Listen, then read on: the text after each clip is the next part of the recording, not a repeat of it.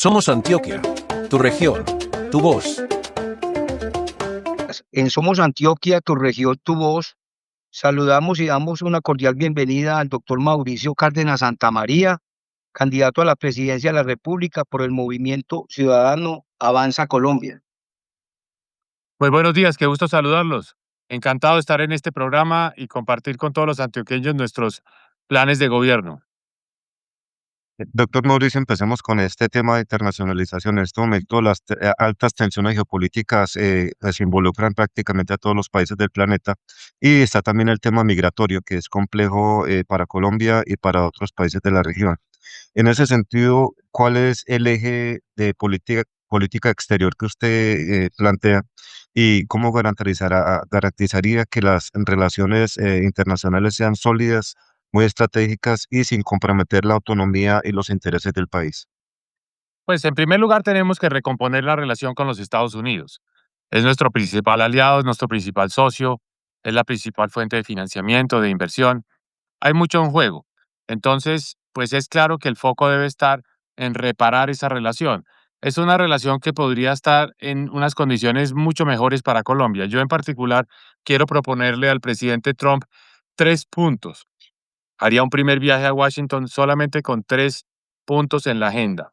Uno, un plan Colombia 2.0 orientado a los 4 países de la región: Colombia, Venezuela, Ecuador y Panamá. No solo para Colombia, sino para los 4. Y que implique cooperación y colaboración de los Estados Unidos en tecnología, en equipos, en información, inteligencia.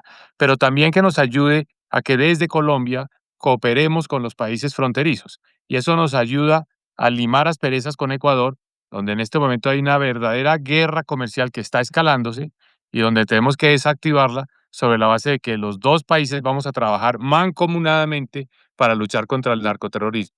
Segundo punto de la agenda con Estados Unidos, el refinanciamiento de la deuda pública colombiana. Colombia en este momento está pagando unas tasas muy altas sobre la deuda que tiene el gobierno de Colombia. Las tasas son del 14% y podemos conseguir un crédito en Estados Unidos al 4%, pagar deudas caras y reemplazarlas con deudas baratas, y esa plata que nos ahorremos nos ayuda a resolver el problema de la salud. Y finalmente le pediría al presidente Trump que mantenga las preferencias arancelarias, el arancel cero que hoy tiene Colombia de acceso a Estados Unidos, producto del TLC, el Tratado de Libre Comercio, pero que los empresarios están preocupados de que en cualquier momento se produce un incremento de ese arancel y se pueden deteriorar los proyectos de exportaciones a Estados Unidos. Queremos que Estados Unidos nos reafirme, nos reitere que tendremos acceso a ese mercado con un arancel cero. Y eso va a generar una gran cantidad de proyectos de inversión que buscan llegar a Estados Unidos para reemplazar en Estados Unidos a los productos que vienen de la China. Entonces, esos son los 3 elementos en la parte de las relaciones con Estados Unidos. En la geopolítica mantendremos vínculos con la China, flujos de inversión, flujos de comercio, importantísimo aliado en la región Brasil. Nos interesa mucho esa relación con Brasil y, por supuesto, mantener muy cerca a Europa para que Europa siga participando de los programas que necesita Colombia, tanto en seguridad como en la parte social. En la parte interna aquí en Colombia, usted plantea algo que es novedoso, que son los gerentes de alto nivel para coordinar la inversión social en territorios de baja presencia estatal. ¿Cómo funcionaría este modelo de gerencia territorial y qué indicadores permitirían medir su impacto real para que sea realmente algo que llegue a la población y mejore su calidad de vida? La verdadera seguridad de Colombia se da con la presencia de la fuerza pública, un control contundente del territorio y a empoderar a la fuerza pública, volver a meter a la cárcel a los delincuentes, especialmente a los cabecillas de los grupos armados organizados, recompensas grandes a personajes como Calarcá, Mordisco, Chiquito Malo, Pablito, todos ellos con recompensas grandes internacionales para que podamos tener tranquilidad en Colombia. Pero la verdadera seguridad nos la da la presencia del Estado, la inversión social del Estado en el territorio. Eso es fundamental y para eso necesitamos tener mucha capacidad de llevar el Estado a esas regiones. ¿Cuál es su apuesta productiva central de su gobierno y cómo garantizar que la innovación beneficie también a micro y pequeños empresarios? Bueno, nuestra gran apuesta indiscutiblemente es buscar que Colombia se vuelva en una gran potencia exportadora de servicios para el mundo, facturar en dólares y vivir en pesos. O sea, que en vez de que los colombianos se vayan y pasen dificultades en el exterior y los deporten, nosotros desde Colombia le vendamos al exterior. Por ejemplo, en Medellín hay muchos sitios que producen software o videojuegos, o obviamente industria del entretenimiento, la industria audiovisual, salud, cirugías, todos los servicios que podemos producir desde Colombia para el mundo, potencia exportadora de servicios. Y para eso no se necesita tener grado universitario, sino ser bueno en un oficio, ser un buen programador, por ejemplo, un técnico contable.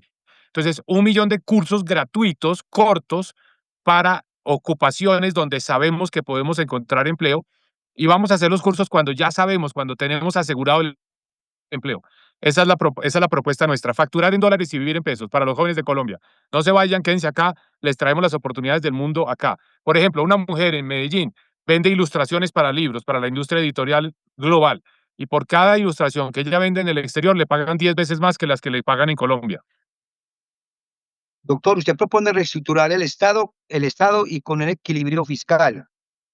¿Cómo sería esa reestructuración sin que se afecte a la inversión social ni a los sectores de menores ingresos? Vamos a hacer una reducción importante del tamaño del gobierno, especialmente donde hay grasa. Ministerio de la Igualdad se va. Hay un fondo que es el Fonsecon, que es el del Ministerio del Interior, para hacer convenios que no tienen ningún impacto. Vamos a acabar con los contratos de prestación de servicios que son una nómina paralela.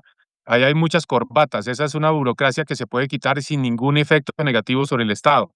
Vamos a acabar también con el derroche que existe en las embajadas que se abrieron en África, consulados innecesarios. Vamos a reducir el pago de la deuda con una refinanciación que nos va a ahorrar muchísima plata, porque con el gobierno de Petro las tasas de interés que paga el gobierno subieron a 14% anual. Yo las puedo poner en 4%. Esos 10 puntos de diferencia ahorran billones de pesos al año.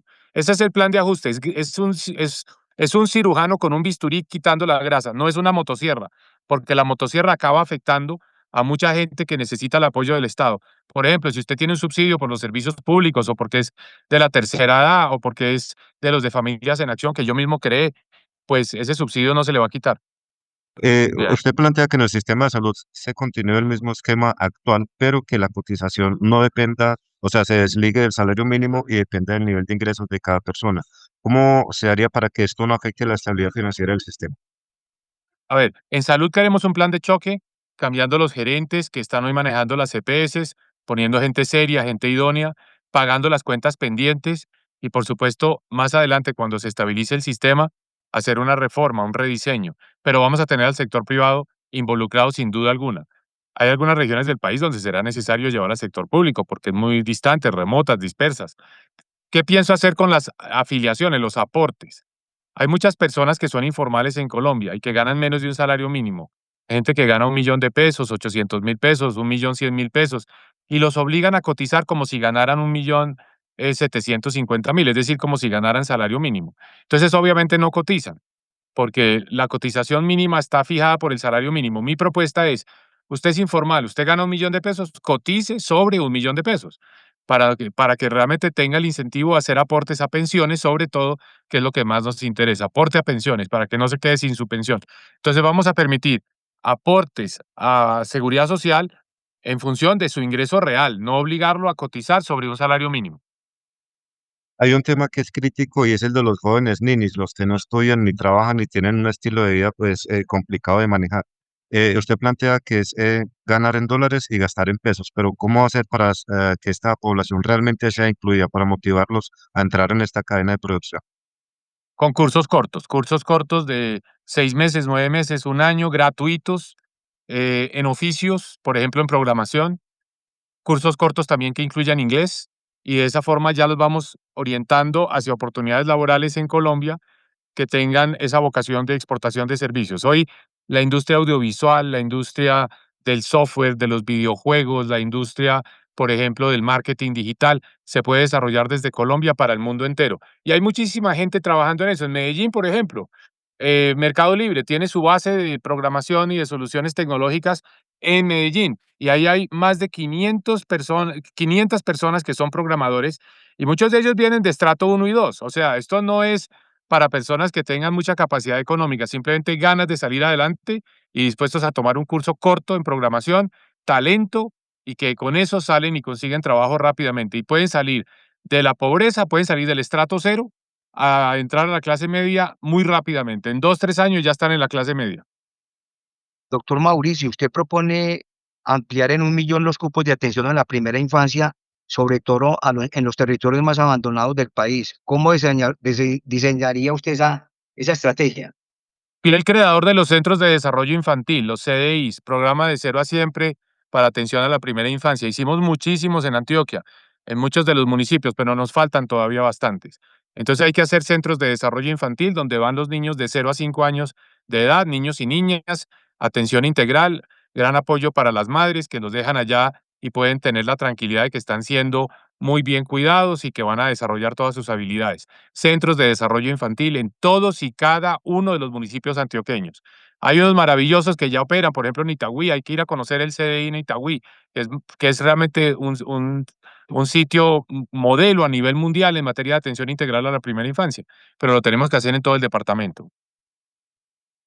Doctor, ¿cómo estructurará usted la política de salud mental, prevención del suicidio y violencia intrafamiliar?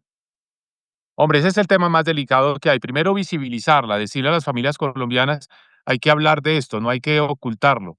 La salud mental es hoy uno de los grandes problemas de salud pública de Colombia. ¿Qué se requiere? Pues primero, que se busque atención médica. Segundo, que las EPS le den las citas a los pacientes y que las citas con los psiquiatras no duren 15 minutos, sino que sean citas más largas y que haya medicamentos y que no nos falten los medicamentos para las enfermedades mentales. Hoy en día hay muchas personas que sufren de desórdenes, por ejemplo, esquizofrenia, desórdenes de bipolaridad, etcétera, que no tienen el medicamento por la crisis que tiene la salud, por la Petrosalud. Entonces, la Petrosalud está pasando una cuenta de cobro tremenda porque una enfermedad mental de un individuo arrastra a una familia entera. Ese es el gran problema de las enfermedades mentales.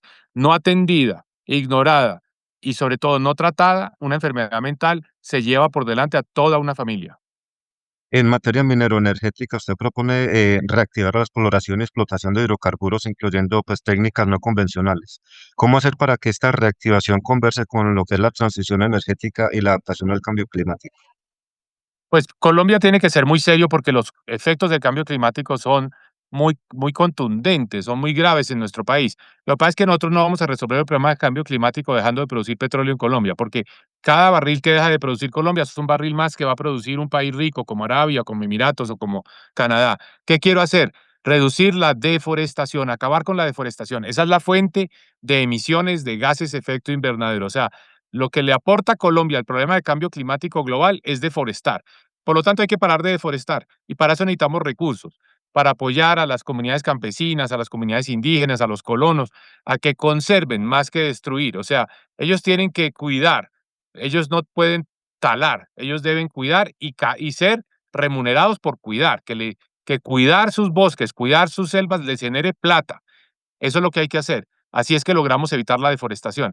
Y hoy se gana más cuidando que talando, porque el mundo ya es consciente de que hay que pagar por ese proceso de capturar el dióxido de carbono, y son nuestros bosques los capaces de capturar el dióxido de carbono global. Usted plantea unas reformas estructurales profundas en materia fiscal, energética y laboral. ¿Cómo va a hacer para construir mayorías en el Congreso que le permitan adelantar esas propuestas? Bueno, ya tenemos una experiencia de muchos años consolidando coaliciones, sacando proyectos de ley. Yo presenté 50 leyes al Congreso de la República, 50 leyes que fueron aprobadas. Sé cómo armar coaliciones, sé cómo construir consensos, sé cómo explicarle al país cuando se necesita una ley, pero sobre todo, lo más importante, tengo la capacidad de concertación. Uno no puede llegar al Congreso pensando que tiene la verdad revelada, tiene que llegar abierto a que en el Congreso los proyectos de ley mejoren, se incluyan nuevos elementos. Esa concertación, esa flexibilidad, esa capacidad de acomodar un proyecto de ley para reflejar intereses diversos, para que todo el país se sienta representado, es fundamental. Esto no es de llegar a imponer, esto no es a la brava, esto es con política, esto es negociando las leyes en función de los diferentes sectores que están representados allí y que obviamente reflejan diferentes puntos de vista. Entonces, las leyes salen cuando hay ánimo de buscar acuerdos y así lo sé hacer. Eso es lo que he hecho, eso es lo que puedo hacer y eso es lo que necesita Colombia. Doctor Mauricio, finalmente, usted siente un aprecio especial por Antioquia y su gente. Sus raíces están aquí. ¿Con qué ojos miraría y con qué pulso trataría a este departamento de su gobierno? Con la descentralización en la cabeza, es decir, con la necesidad de generar más recursos para las regiones, a impulsar una ley que transfiera competencias rápidamente para que sea el departamento de Antioquia y los diferentes municipios los que se encargan de tareas que hoy tiene el gobierno nacional. Que el departamento no siga atrapado con esta extorsión que lo ha puesto Petro, que no le manda plata porque cree que no está del lado de él. Yo le haría el 8 de agosto un evento especial a Antioquia a través de su gobernador para aprobar ya y el compromiso del gobierno con el túnel del Toyo, con las obras que se necesitan en Pacífico 1. Hay un intercambiador vial en el punto de Primavera saliendo de Caldas y también llegando a Bolombolo. Hay que arreglar el problema en la quebrada de Sinifaná, donde se requieren 2 túneles. Hay que meterle plata también al aeropuerto José María Córdoba en Río Negro, mejorar la capacidad y ya está demasiado congestionada la terminal. Es posible que haya que empezar a pensar en una segunda pista.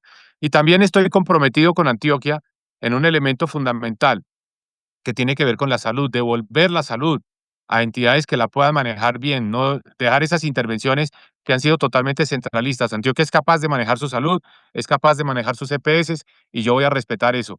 Y la Universidad de Antioquia tiene que ser designada por el propio gobernador y las fuerzas que están representadas en su consejo directivo. Nada de imponer desde Bogotá al rector de la Universidad de Antioquia.